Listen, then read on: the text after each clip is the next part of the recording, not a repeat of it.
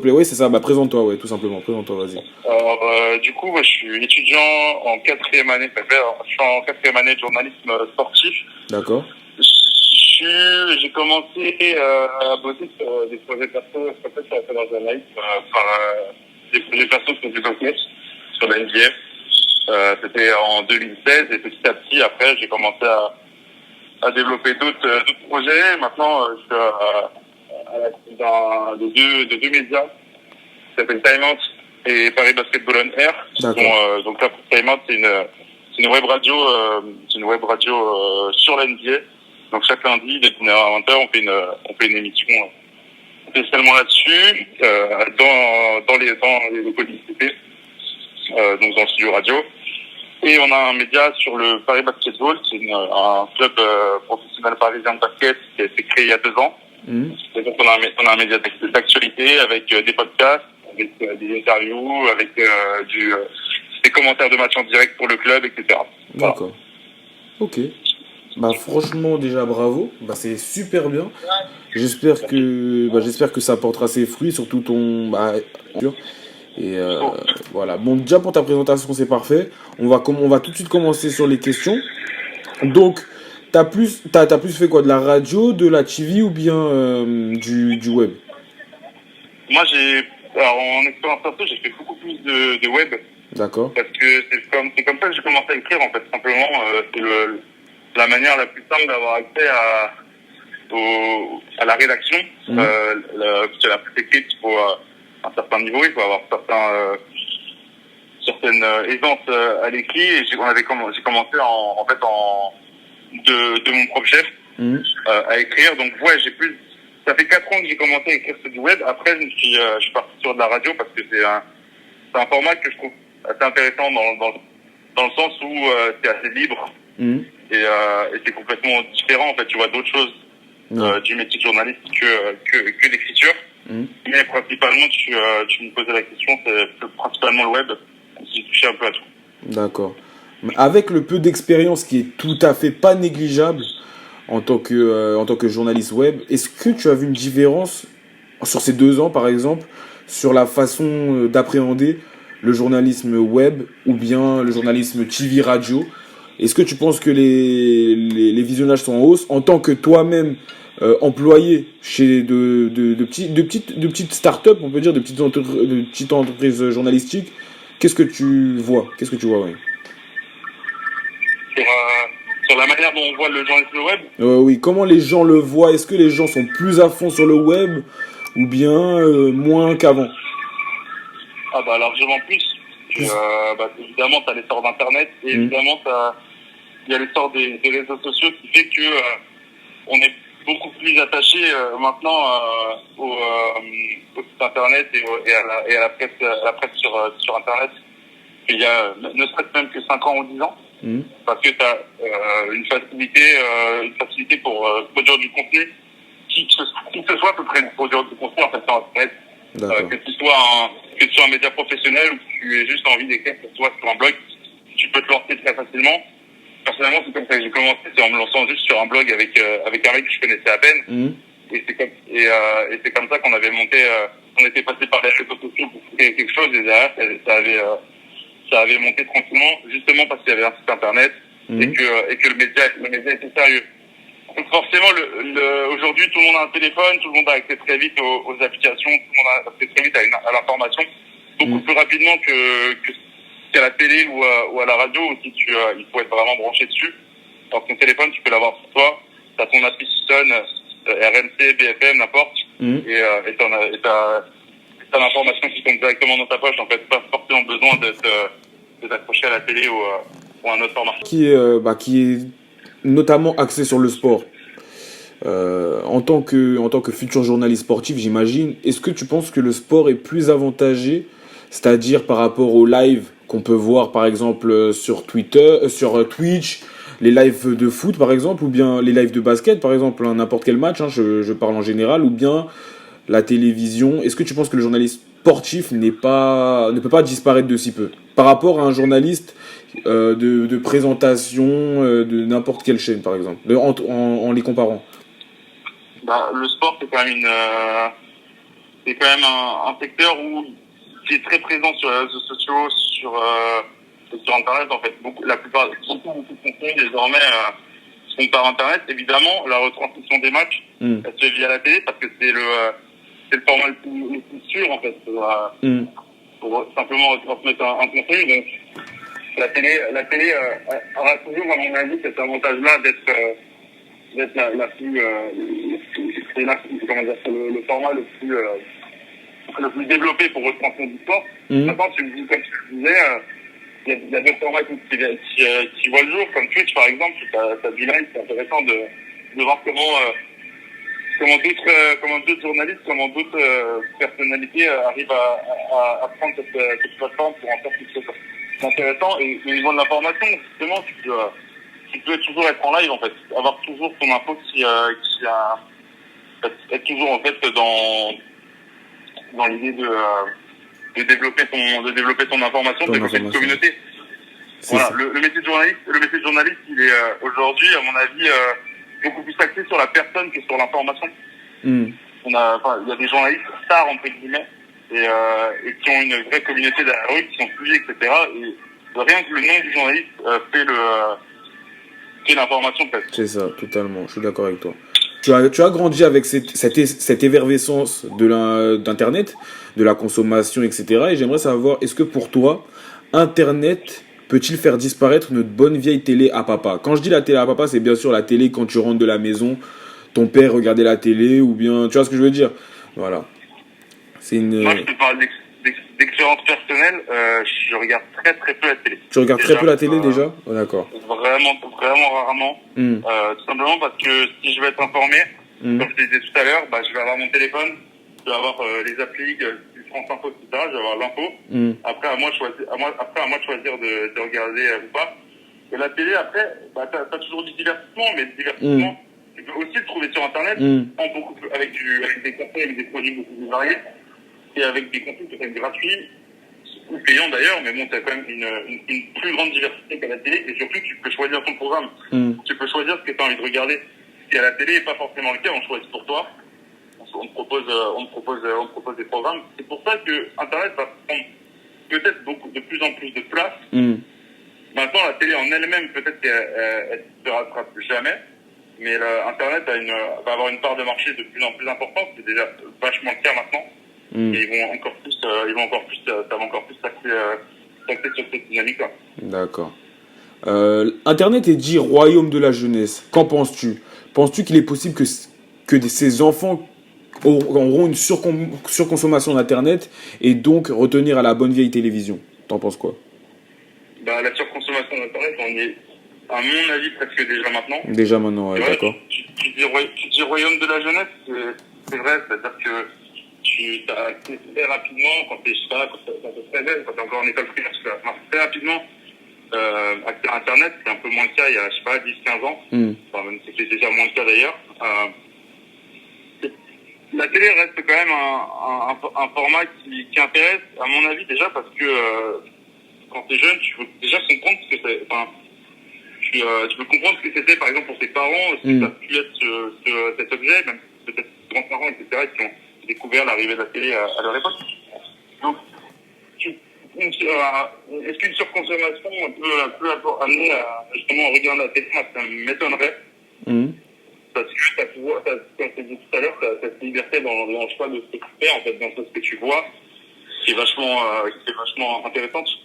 Donc je pense pas qu'une surconsommation peut amener justement à avoir un regain pour la télé et pas encore. En fait. D'accord. La télévision, c'est des horaires prédéfinis, tandis que sur Internet, il suffit d'un seul clic pour avoir ce dont on a besoin à la demande. Ceci engendre-t-il un impact sur le choix des consommateurs? Absolument. En l'occurrence, toi, on a l'exemple parfait, par exemple.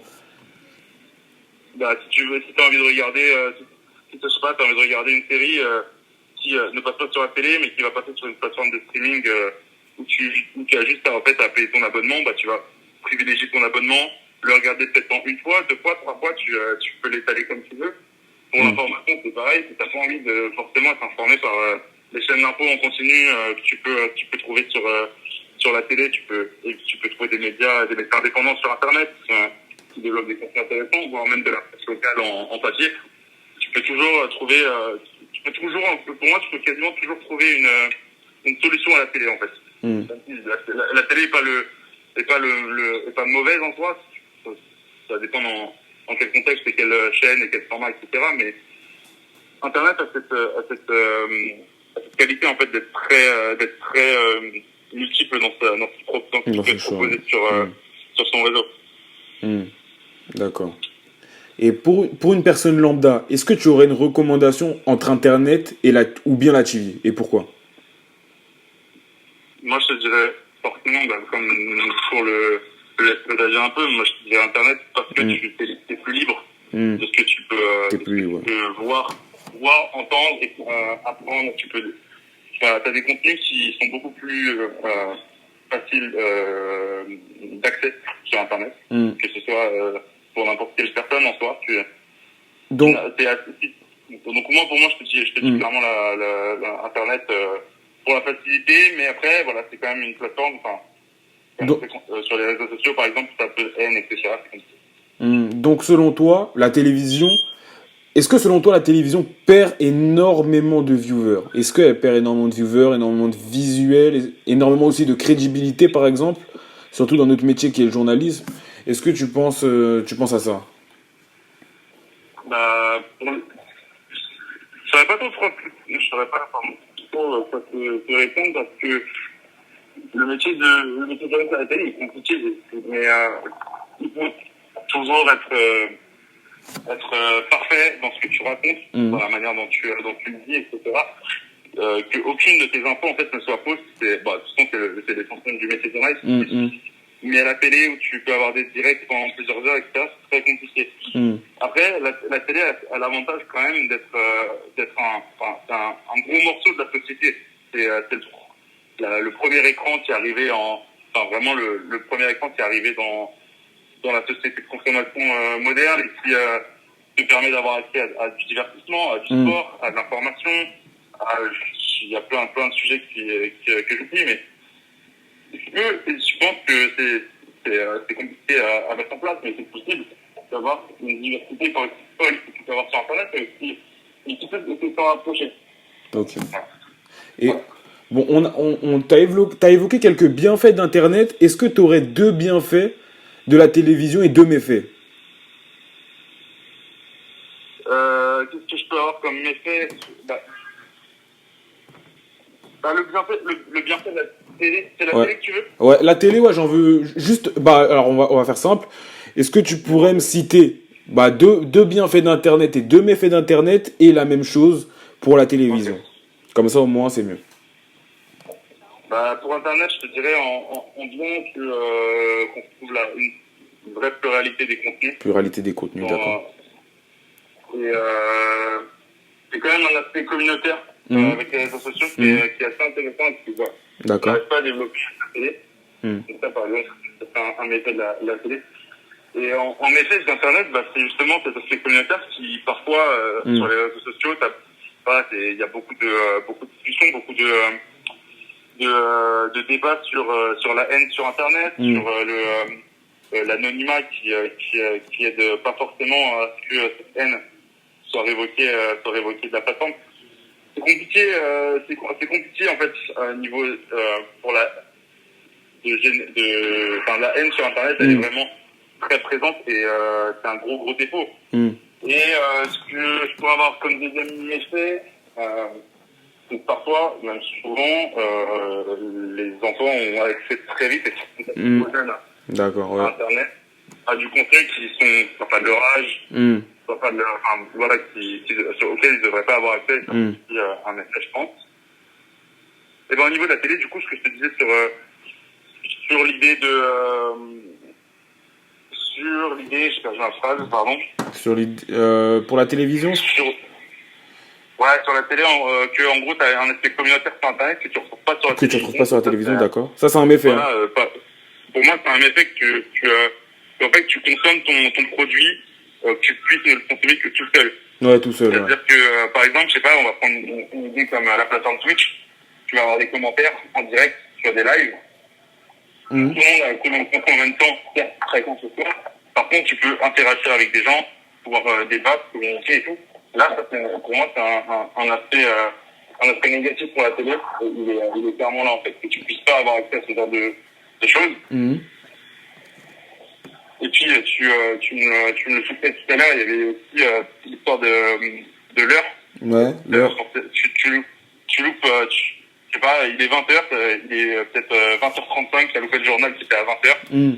Bah, tu pourras pas le revoir sur la télé. Par contre, là, le bienfait, il est là, c'est que tu vas pouvoir le revoir sur Internet. Et là, c'est clairement intéressant. Ouais. Voilà. Là, t'as une qualité pour Internet supplémentaire, puisque t'as la télé, enfin, Internet devient le replay de la télé, donc en fait. Ouais, ça c'est bien dit ça. Ça je retiens. Ouais. Voilà, t'as accès à tout. Écoute, pour la télé, quand même, ça reste l'endroit où tu fais une grosse audience, quasiment. Tout le monde a sa télé allumée, tout le monde a un bruit. Enfin, le met en fond, pour regarder le film de TF1 le samedi, pour regarder le match de l'équipe de France dans la semaine, t'as toujours, quasiment, toujours la télé allumée, en fait. Ça montre quand même ça montre qu'il y a quand même quelque chose avec les objets, avec ce moyen de communication qui est quand même vachement important. Ouais, c'est ça, ça veut dire qu'on peut dire que la télévision, ça reste quand même un plus, même si ça a été là en premier. Ça reste toujours ce petit plus que les gens... On aura toujours besoin d'une télévision dans tous les cas. Même si on se dit qu'on l'utilise moins ou bien quoi que ce soit, il y a toujours ce... Ouais. Imagine-toi peut-être dans, je sais pas, 3-4 ans, tu vas aller du ciel, tu vas mettre un canapé, forcément, en fait, tu vas mettre une télé. Ouais. Et même limite, tu vas presque, même si tu la regardes jamais, peut-être, tu vas quand même la mettre. Ça, c'est devenu une décoration, ouais. Et bien sûr. Et même là, tu sais pas, et presque en fait, l'objet télé, il passe pour un écran d'ordi quand tu vas mettre Netflix dessus. Des choses comme ça. Mais la télé reste quand même assez importante dans un foyer. Même limite, d'ailleurs, t'en as plusieurs par appart. Je sais pas, dans les familles, tu vois, t'en as un qui l'a dans sa chambre, un dans le salon, un qui l'a dans la cuisine.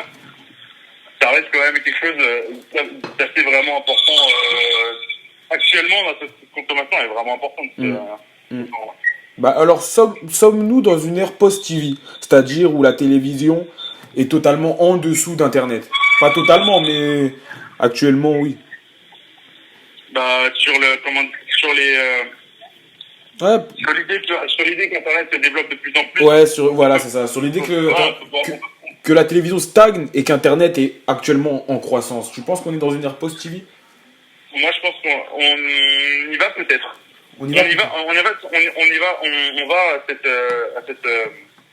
à cette post-TV, comme tu dis, parce que la télé ne change pas, en fait. Se diversifie pas, ouais, c'est ça. Exactement, voilà. Tu vas souvent retrouver les mêmes programmes. Il y a quelque chose qui est assez compliqué pour les utilisateurs d'Internet, c'est regarder la télé, c'est les pubs. Voilà, tu vas sur une grosse chaîne française, sur TF1, par les chaînes privées, bah t'as 10 minutes de pub avant le journal, t'en auras 15 après, ton film, il va pas commencer à 21h, il va commencer à 21h15. Et ça, déjà, c'est compliqué. Donc moi, je pense que vraiment, pour l'instant, que si elle change pas, la télé, fonce dans le mur. Et ça va pas qu'avec la télé, ça va aussi avec le cinéma, les deux sont assez liés, je pense. Que les deux formats foncent dans le mur s'il n'y a pas un renouvellement, en fait, de leur manière de voir la diffusion de leur contenu. D'accord, ok. Bah là, t'es très fort parce que là, on n'est pas loin de la fin. Il me reste encore deux, trois questions. Et donc là, on n'est pas loin de la fin. Bah, vu que t'es très fort, on va tomber sur la publicité. Donc toi, t'as bien travaillé chez Français. Je sais plus, c'est Essonne. Excuse-moi, je suis désolé.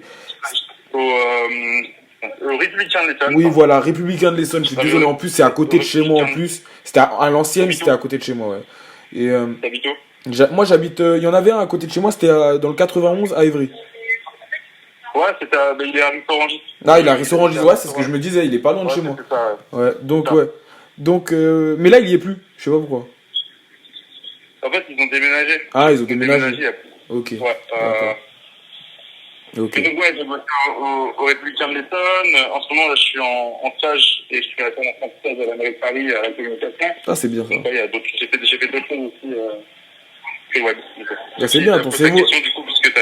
ton CV, oui, ton CV il se remplit bien, c'est bien, franchement, c'est bien. Et ouais, donc là, je voulais revenir sur la publicité, comme toi, tu as travaillé chez Républicain Essonne. Ouais.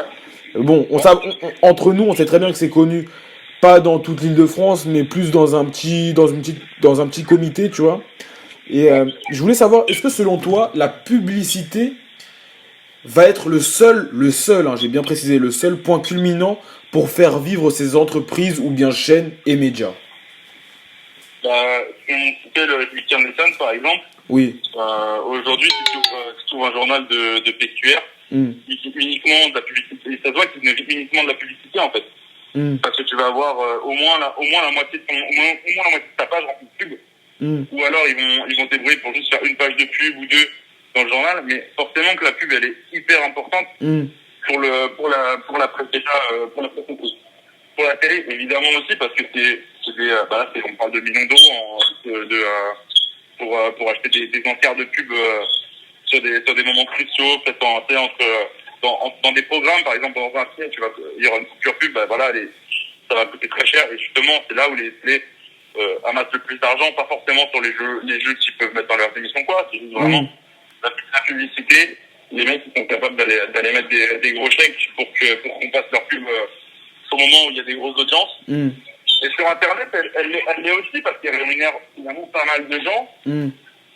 Pas mal de du coup moi, Oui, donc toi, est-ce que la question que je voulais te poser, oui, après on continue, c'était pour savoir, est-ce que t'as réussi, tu peux en vivre par exemple, est-ce que tu pouvais vivre de ce que tu gagnais?